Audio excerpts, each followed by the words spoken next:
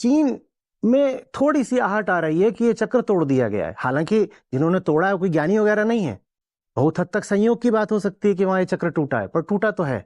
और यही कारण है कि वो सिर्फ आर्थिक सामरिक दृष्टि से आगे नहीं बढ़ रहे हैं।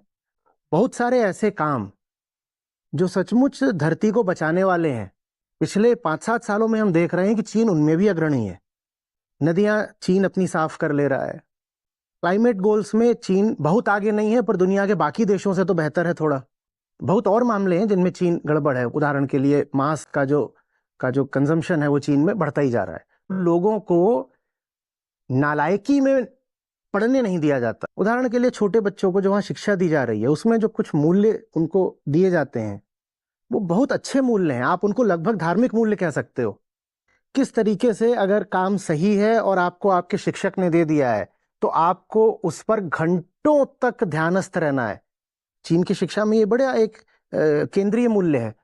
सस्ते मनोरंजन को चीन में सम्मान नहीं मिलता है, भारत में मिलता है। कोई छोटा मोटा स्कूल में भी फंक्शन हो जाए तो उसमें आप देखिए लड़के लड़कियों को, छोटे छोटे बच्चे होते हैं, उनको घाघरा चोली और ये सब करके सस्ते गानों पे नचाते हैं। ये आपको चीन में नहीं मिलेगा।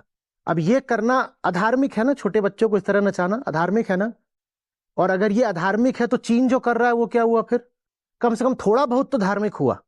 इज्जती जबरदस्त हुई थी। एक समय था जब चीन की जो पूरी एक पीढ़ी थी जी को जबरदस्ती ओपियम की लत लगा दी गई थी, सिर्फ इसलिए ताकि ये ओपियम है ये बिकती रहे। पैदा कहाँ की जाती थी? भारत में। बेची कहाँ जाती थी? वो बिकती रहे। तो इसके लिए चीन की पूरी एक पीढ़ी को नशेबाज बना दिया गया था। तो ये बड़ा ह्यूमिलिएशन रहा है जो उस देश ने सहा है। उसके बाद जापानियों ने आ करके बुरी तरह तोड़ा। हमें तो बस जो द्वितीय विश्व युद्ध है वो हम उसकी बात कर लेते हैं, वो रेप मैसेकर ऑफ नानकिन और ये सब। पर उसके पहले से भी चीन की बड़ी दुर्दशा रही। फिर उन्होंने कहा कि नहीं, ये बर्दाश्त नहीं करना है, बदलना है।